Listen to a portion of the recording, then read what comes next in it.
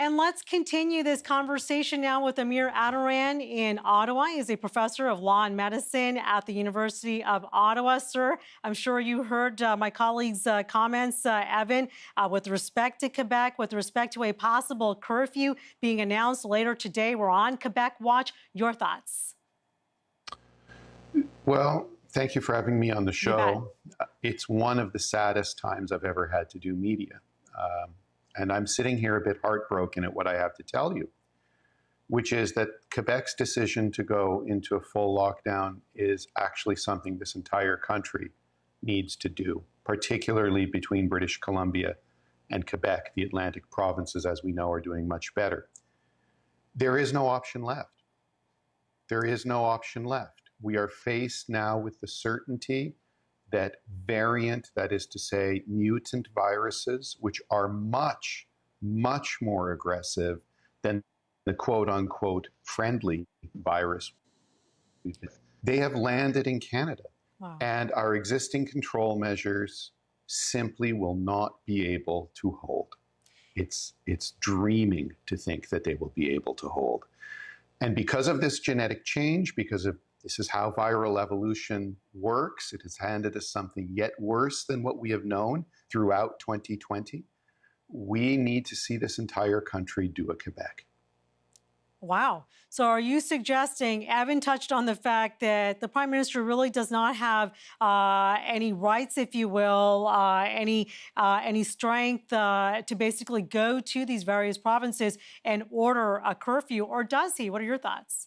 He does. And, you know, I say this both as a scientist, but also a constitutional lawyer, and there is a way.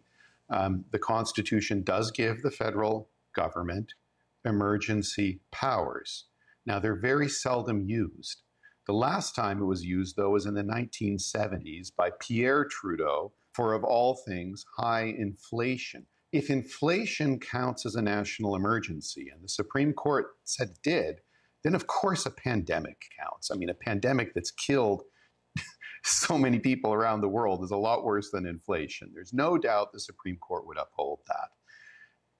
It is time for either the premiers this Thursday to give the federal government consent for a national lockdown, or by Friday morning, Mr. Trudeau must use his constitutional powers and order it. That's pretty powerful. That's pretty powerful what you're saying, because our understanding thus far, especially from the Prime Minister last night and in just speaking with Evan, is that tomorrow really is going to be the Prime Minister, from his words, I'm paraphrasing, saying, look, I'm here to provide support for the provinces, but really it's up to the provinces to take the reins and move forward and really try to get these cases down. But what you're saying, and I'm guessing, urging the Prime Minister to do is just move ahead, move full speed ahead with locking down, with shutting down. You know, the United States Supreme Court has a beautiful expression, and it goes somewhat like this. They say, the Constitution is not a suicide pact. Good advice. But if in Canada we look at the Constitution and say, golly gee, you know, there's 15,000 of us dead, that'll probably double if we don't do anything, and the Constitution doesn't let us, too bad, so sad. If that's our attitude as a country, we are turning the Constitution into a suicide pact. That simply cannot be.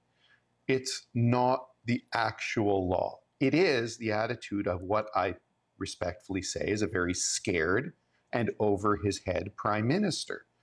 His father used emergency powers for inflation, for God's sake.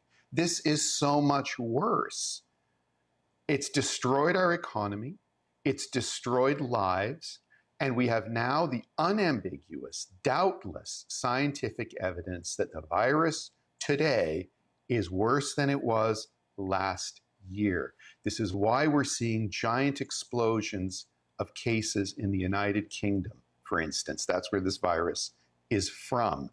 We either deal with this scientific reality using the constitutional features we have had since 1867 as a country, or we cower in a corner of the Prime Minister's office and do nothing and watch ourselves die. It It's is tough really though, that right? simple. The consequences, Amir, are really, really dire because on the one hand, a complete Yes. shutdown, a complete blocking of everything, the economic ramifications of that, I can't even imagine what that would look like.